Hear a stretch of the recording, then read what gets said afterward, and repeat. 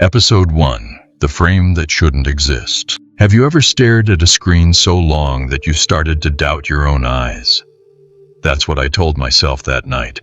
The cameras were quiet, the building asleep, and I was alone in the security room with nothing but the hum of old monitors to keep me company. But then, something flickered on screen 4, the elevator feed. At first it was nothing unusual. The doors slid open, empty as always, fluorescent lights buzzing above. But in the corner of the screen, in the mirrored panel at the back of the elevator, there she was. A woman, pale, still, staring forward. I leaned closer. My breath fogged the glass of the monitor. The elevator was empty, yet the reflection showed her standing there, shoulder-length hair, dress swaying as if stirred by a wind that didn't exist. I rewound the footage, convinced it was just static, a trick of the camera. But every time the doors opened, her reflection sharpened. Never entering, never leaving. Just there. I checked the entry logs. No card swipe, no visitor recorded. Every tenant accounted for. Still, when the clock struck 3:12 a.m., she appeared again, like she had been waiting for that exact moment. Her face wasn't clear at first, blurry, like a smudge on glass. But with every rewind, with every desperate replay, the features sharpened. Eyes sunk deep, lips pale, and then, on the third rewind, she moved. Not a shift, not a glitch, but deliberate. She turned her head, and for the first time I realized she wasn't looking into the elevator. She was looking straight at the camera, straight at me. I froze. My chair felt nailed to the floor. A sound leaked through the speakers, faint, almost lost in static, a whisper I couldn't catch. The building was silent, yet my hands trembled on the console as though I'd just been spoken to. I tried to switch the feed. I tried to cut the power, but the system locked, looping the same 5 seconds. Doors sliding open, the reflection sharpening, her face turning toward me, over and over. And each loop her eyes seemed clearer. Each loop she leaned closer. That was the moment I understood. I wasn't just watching security footage. The footage was watching me. And the woman in the elevator, she was waiting for me to notice. Episode 2. Loop at 3:12 a.m. They say routine is comfort, that when things repeat, you can trust them. But when the impossible repeats, it doesn't comfort you, it devours you. After that first night, I couldn't stay away from the monitors. I told myself I'd prove it was just a glitch. Maybe the reflection was burned into the feed. Maybe the camera was faulty. I'd find a rational answer. That's what I told myself. But at exactly 3:12 a.m., the doors slid open again. And there she was. The woman in the reflection, pale, motionless, facing forward. Not once, not twice. Every single night, the same time, the same posture. As if someone pressed play on a tape I never put in. I tried testing it. One night I turned the elevator power off at 3:11. The lights inside died. The feed went black. I waited, heart pounding. Then, at 3:12 sharp, the system restarted itself, without my command. The elevator doors yawned open on the screen, and her reflection was already there, waiting, like she had never left. The strangest part? Tenants used the elevator during the day without issue. I even wrote it myself, watching the mirrored panel, feeling sweat drip down my neck as the lift carried me between floors. Nothing, just me, alone. But the footage told another story. I started recording, saving the clips, desperate for proof. But every morning, the files corrupted, blank static where she had been, as though she erased herself when daylight came. And still, night after night, the loop continued. 3:12, doors open. She appears. Her head stays forward the first 2 nights. Then, a change. On the 3rd night, her hand twitched. On the 4th, her head tilted, just slightly, as though listening to something I couldn't hear. By the 5th night, her lips moved. No sound, no audio, just the faint shape of words, mouthed like a secret prayer. I froze the frame, tried to read her lips, rewound again and again, but the image grew sharper only when I wasn't looking. And then, one night, I blinked, and her gaze wasn't on the elevator anymore. She was staring through the reflection, straight at the security room camera, straight at me again. And her lips didn't just move. They formed a name. My name. Episode 3. Eyes on the camera. Do you know what it feels like to be seen? Truly seen. Not by a person, but by something that shouldn't exist. That's what I felt the night she looked at me. The elevator doors opened, like they always did, at 3:12 a.m. Her reflection sharpened, the fluorescent lights buzzing overhead, her body frozen in that endless stillness. But then her lips formed my name, and everything inside me froze. I tried to laugh it off. Maybe I was imagining. Maybe I'd stared too long, too hard. But when I leaned closer, the truth hit me like a fist. Her eyes weren't staring into the elevator anymore. They were staring straight into the camera, straight into me. And for the first time, I could see color in them. A dark, sunken brown, glistening with something that looked too much like grief. Or was it hunger? I wanted to look away, but the feed held me in place, as if her gaze reached through the glass and pinned me there. My pulse pounded in my ears. I swore I could feel her breath against my cheek, though she was locked in a loop, trapped in pixels. But pixels shouldn't follow you. Because when I shifted in my chair, her reflection shifted too, tilting her head to mirror me. A perfect imitation, a game of silent mimicry. I whispered out loud, trembling, "What do you want?" The speakers hissed. For a split second I thought I heard a reply. Not words, just the sound of static bending, shaping itself into something that almost sounded alive. Then the elevator lights flickered on screen. She leaned closer to the mirrored wall, closer than before, until her face filled the reflection. Her mouth opened, and though the speakers crackled with silence, I swear I heard it. Not with my ears, but inside my head. A single word burned into me like a brand. Down. I yanked the power cord from the wall, plunging the room into darkness. The monitors went black.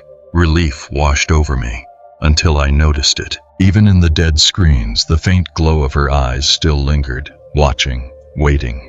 That was the night I realized this wasn't just a haunting. It was an invitation.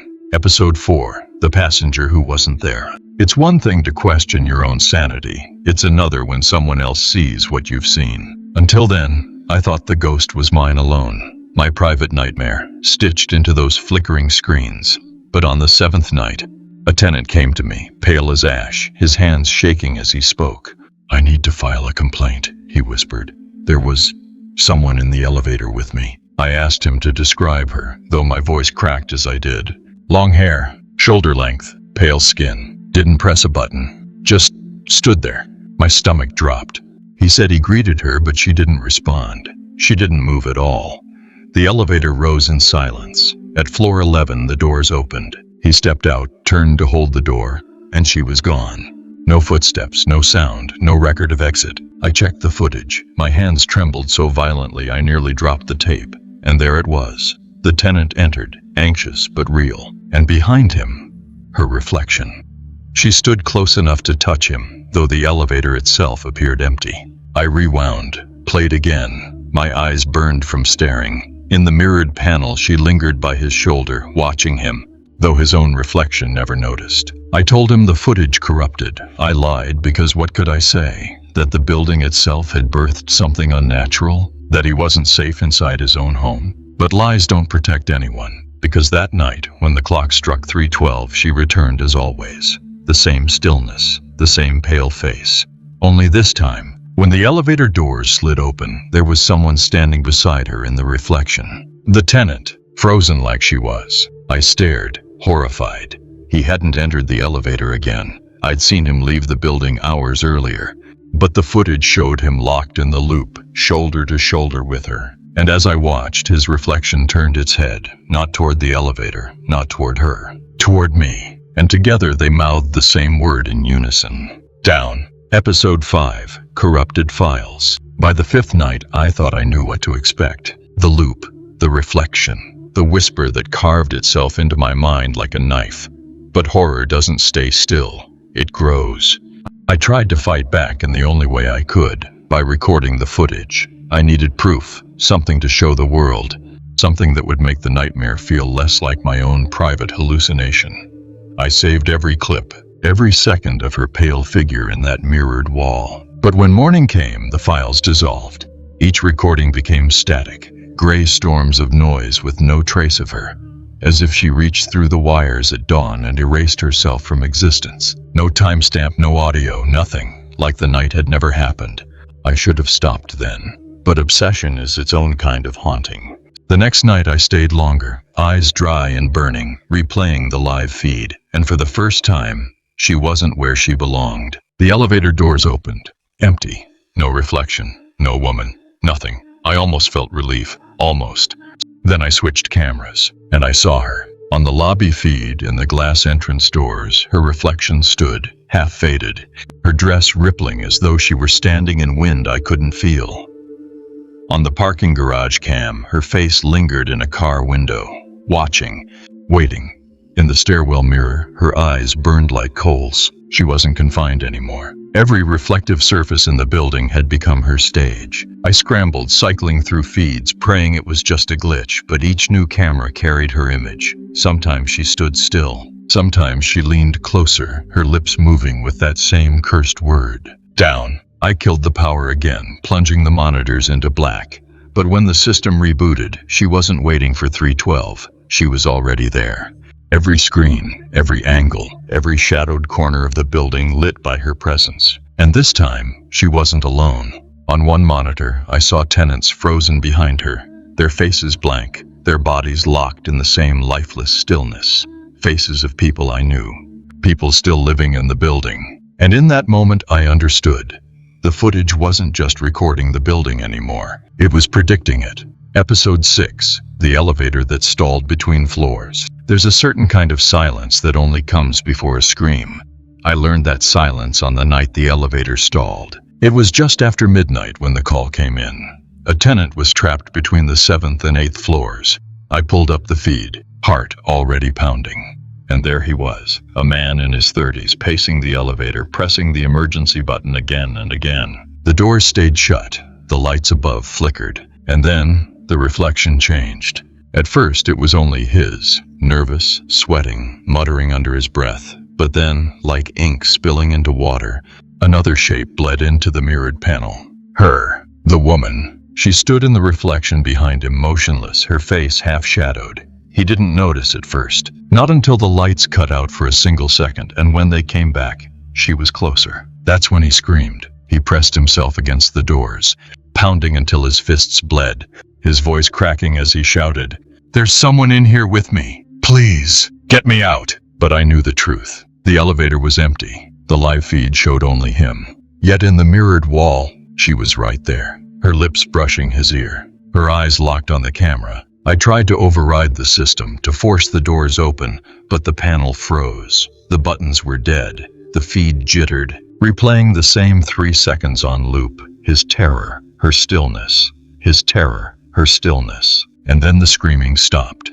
He backed into the corner, eyes wide, pupils blown wide with dread, and slowly, so slowly, I saw his reflection begin to change. The man's body remained where it was, trembling in flesh and blood.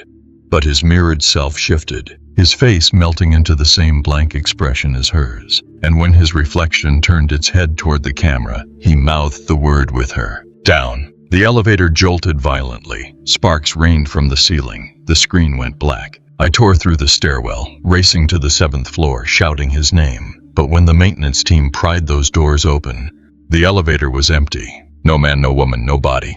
Just the faint smell of burning wires, and a whisper that lingered in the air long after the silence returned. Down. Episode 7. The Guard's Confession. I used to believe nightmares ended when you woke up. Now I know the truth. Some nightmares follow you into the daylight. I haven't slept in days. Not really. Every time I close my eyes, I'm back inside that elevator. The same metal walls, the same hum of the cables, the same mirrored panel waiting like a mouth about to open. At first, I was alone. I'd stand there, hands trembling, pressing floor buttons that never lit up. The doors refused to close. The seconds stretched into hours. Then she arrived. The woman. Not in the reflection this time, but right there beside me. Close enough that I could feel the cold dripping off her skin, the smell of damp earth clinging to her like a grave. She never spoke, never moved, just stood with me in that sealed box, while the elevator hung suspended between nowhere and nothing. I waked drenched in sweat, heart hammering like I've run a marathon.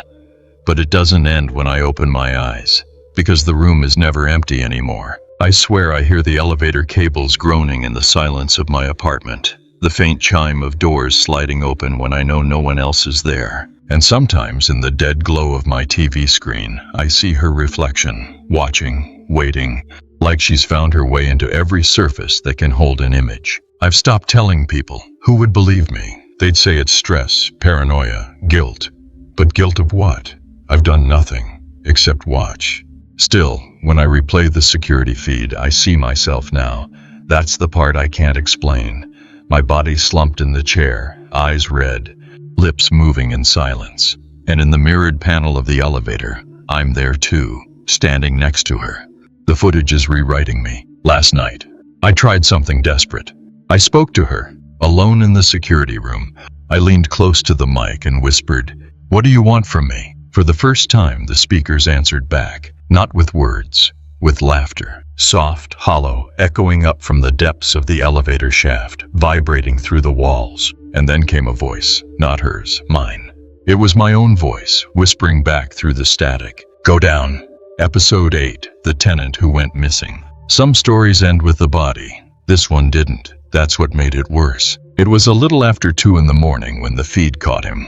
A tenant I knew well, Mr. Alvarez, quiet, polite, always nodding to me on his way in. He stepped into the lobby, pressed the elevator button, and waited with that tired slump of someone who'd worked too many hours. The doors opened, he stepped inside, and then he was gone. I don't mean the doors closed and he disappeared from the feed. I mean he never came out. Not on floor 1, not on floor 12, not anywhere in between. I replayed the footage frame by frame, desperate for something I missed. He enters the elevator, his reflection perfectly normal. Then, just before the doors slide shut, the mirrored panel glitches. For less than a second, you see her, the woman, standing in the reflection behind him, her face almost touching his. And when the doors open again, the elevator is empty. I checked the stairwells, nothing. The roof access, empty. The garage, silent. It was as if the building swallowed him whole. The worst part came later, when I reviewed the footage again. This time, she wasn't in the reflection for just a second. She stayed, and she wasn't alone. Behind her stood Mr. Alvarez, not moving, not speaking, just standing beside her with that same blank stillness, his mouth curved into something that wasn't quite a smile. His eyes followed the camera, as if he knew I was watching. I played the loop again, and again. Each time the reflection sharpened, pulling him deeper into her world, further from mine. And then, on the 7th replay, he blinked. Not in the real elevator, not in the flesh, but only in the mirrored panel. And when he opened his mouth, his lips shaped the same words she always whispered. Down. That night his family reported him missing. Police came, questioned everyone, searched every floor. They asked me for the tapes. I handed them over. But when the detectives pressed play, the footage was blank. Just static. No elevator, no reflection, no Mr. Alvarez. Only I saw it, only I still see it. And every night since, when the clock strikes 3:12, he stands there in the mirrored wall beside her. One more passenger in a ride that never ends. Episode 9, Reflections That Don't Match. I used to think reflections were harmless, just light, glass, and angles. Now I know they can betray you. It started small. A woman stepped into the elevator carrying groceries. On the feed, everything looked normal, until I noticed her reflection wasn't holding anything. The mirrored version of her arms hung empty at her sides. I blinked, rewound, convinced it was nothing. But when I played it back, the reflection had changed again. Now the mirrored woman was smiling, wide and unnatural, while the real tenant just stood there frowning at the floor numbers. The next night, a man entered wearing headphones. His body swayed slightly with the rhythm of a song. But in the reflection, his double wasn't swaying. He was staring directly into the camera. And then came the children, a little boy and his mother. The boy jumped up and down in the elevator, excited about something only kids can see. But his reflection didn't move at all. It just stood, frozen, staring blankly, as if it had been abandoned there. The mother never noticed. She kept talking, kept holding his hand, completely blind to the fact that the mirror had stopped following him. I wanted to shout, to break the glass, to warn them.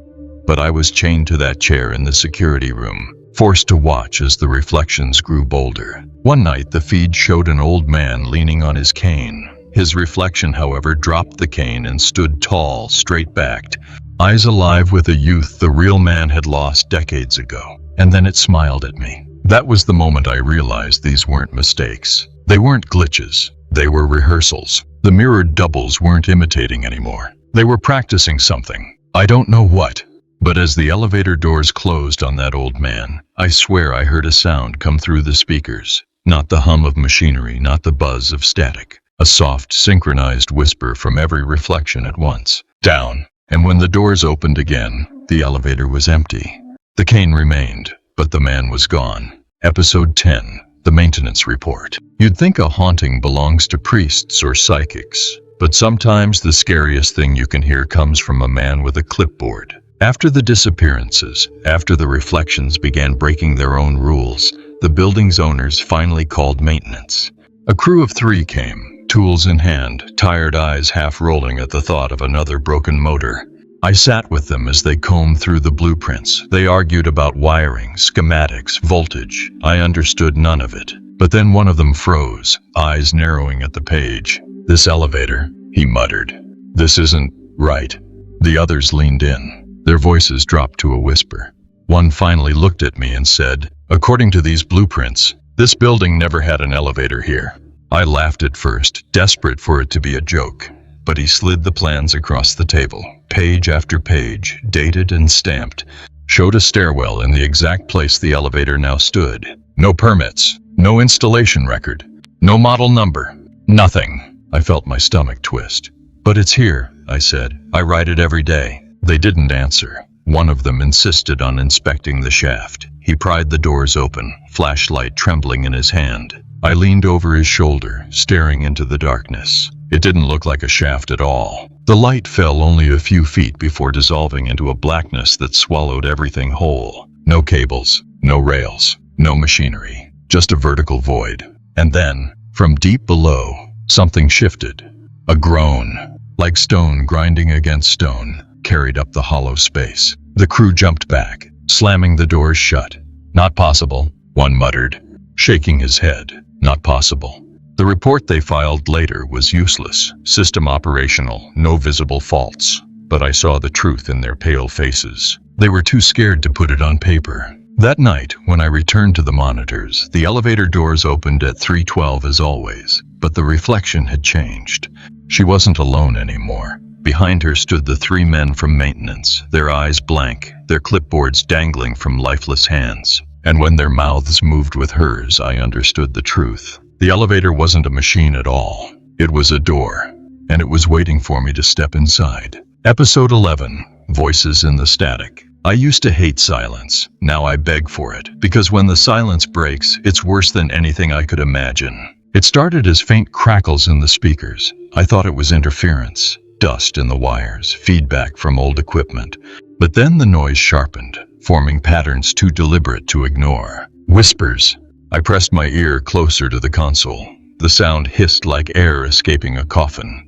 At first the voices were shapeless, a tangle of static. But slowly they began to take form, words, names. The first name they spoke was mine. Then came others. Mrs. Flores in 4B, the kid who always played soccer in the hallways, an old man who fed stray cats behind the building. Each name drifted through the static like a prayer being recited at the wrong altar. I wrote them down. Everyone. My list grew longer each night, and with every name I heard, a sick certainty grew inside me. These were not random. They were warnings, or prophecies. Because by the end of the week, Mrs. Flores was gone.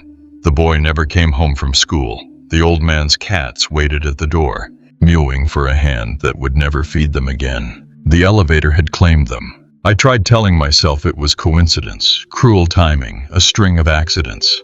But when I checked the footage, there they were, each one appearing beside her in the mirrored panel after their names were whispered. Standing still, eyes empty, mouths forming that cursed word. Down. I smashed the console in rage. The monitors flickered, cracked, one by one collapsing into black.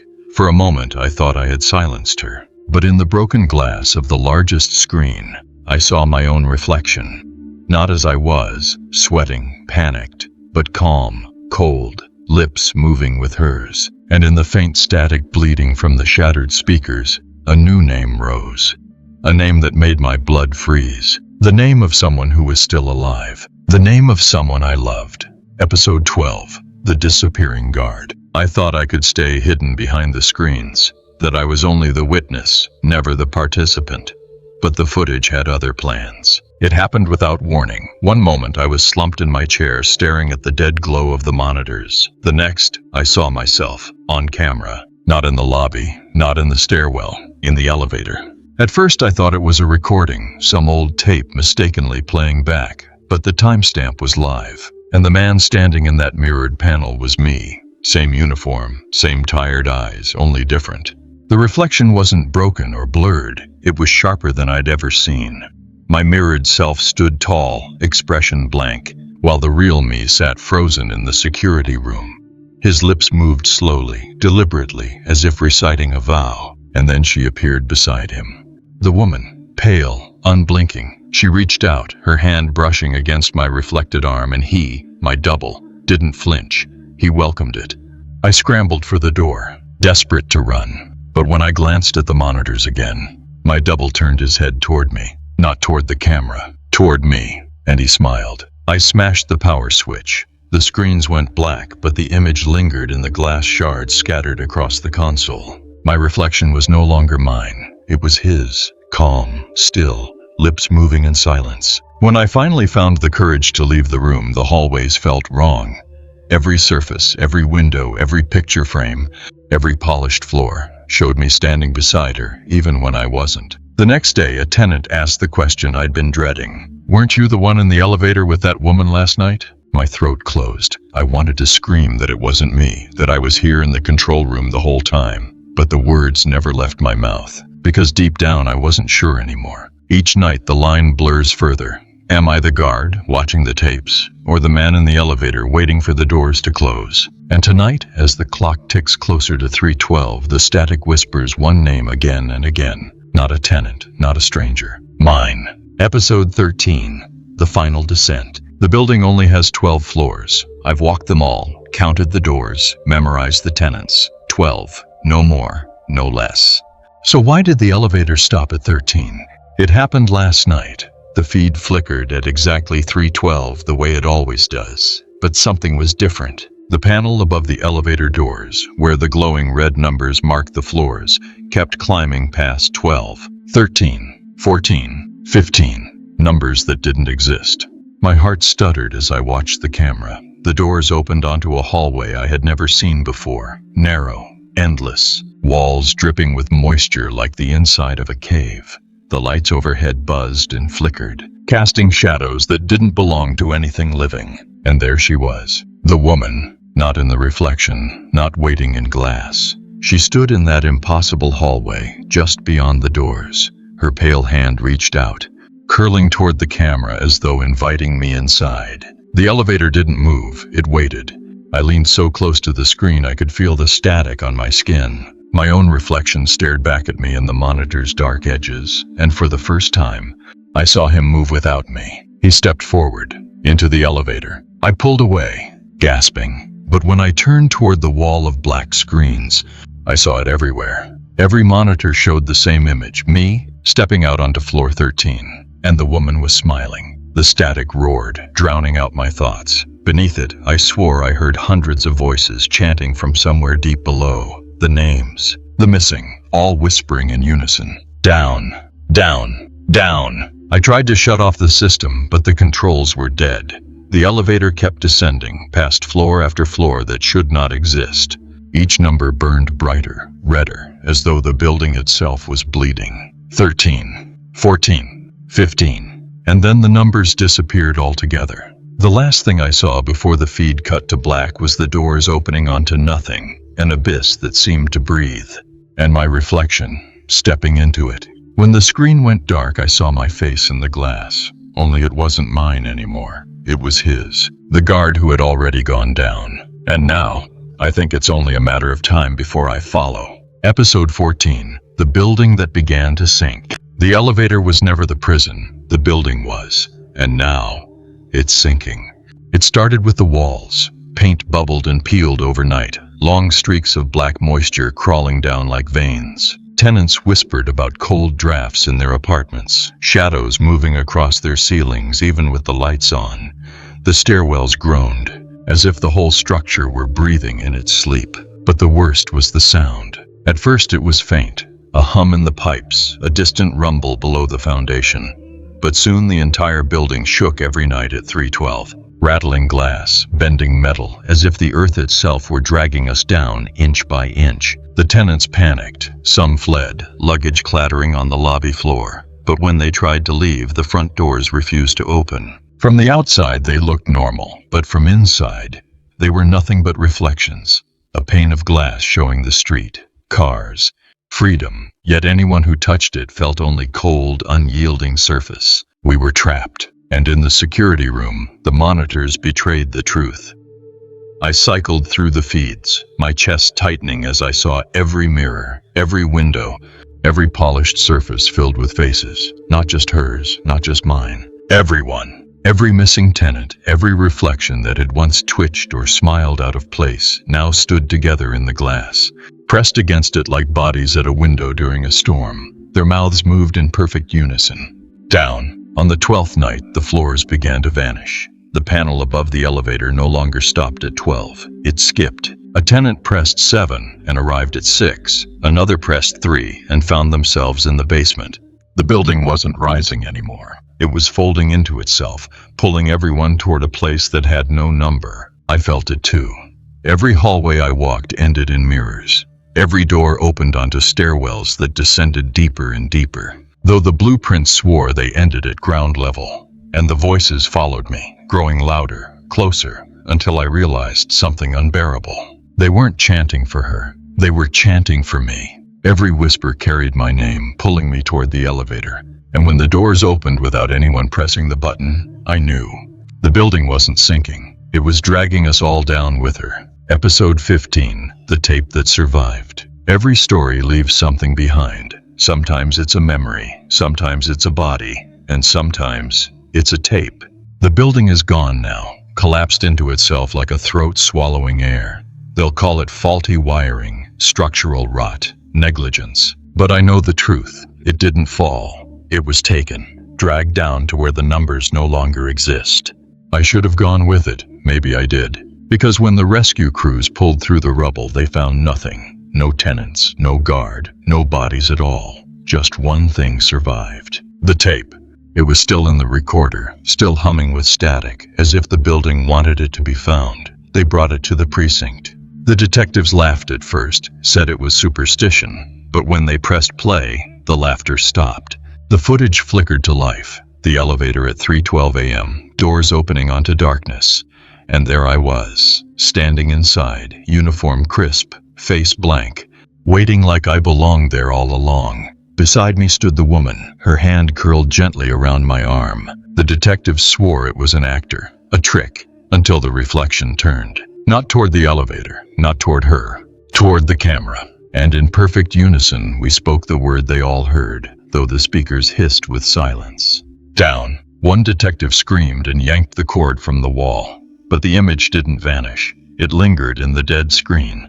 Our faces pressed against the glass as though we were on the other side. And when the lights in the room flickered, every monitor, every reflective surface showed the same thing.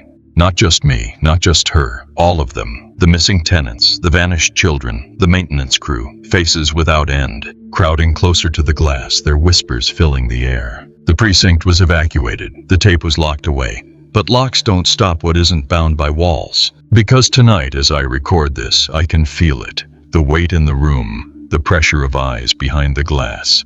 And when the clock strikes 3:12, you'll see it too. Check your screen. If you see the elevator doors opening, don't look at the reflection. Because once it notices you, you've already gone down. Episode 16, The Upload. Every curse needs a witness. Every witness becomes a carrier. The tape should have been buried, burned, forgotten. But nothing stays hidden forever. A week after the building collapsed, someone leaked it. A grainy, corrupted clip appeared on a small forum, posted by an anonymous account. The file name was simple, elevator_3_12. Avi. At first, no one believed it. People laughed at the jittering footage, claiming it was just bad CGI. But then the views grew. Hundreds. Thousands. Millions. The video spread across platforms like rot through wood, re-uploaded faster than it could be removed. And with each view, the comments changed. Did anyone else hear their name whispered at 2:07? Why is the reflection looking at me? It doesn't match the guy in the video. I swear the doors opened in my screen. People began disappearing. Users who commented went silent. Accounts went dark. Their last message is always the same: I'm going down. By the time authorities tried to track the origin, it was too late. The footage wasn't in one place anymore. It was in every place. Saved, mirrored, encoded into the memory of servers that never sleep. And the reflection inside grew sharper. Not just the woman. Not just me. New faces began to appear, faces of those who watched too long. Staring out from the mirrored panel. Pressed against the glass. Begging without words. Maybe you've seen the clip. Maybe you think you're safe. Because it's just a story. Just a screen. But tonight, when the clock hits 3:12, check your monitor. If the elevator doors open, don't lean closer. Don't look into the reflection. Because once it sees you, the upload is complete. And the next face in the glass will be yours.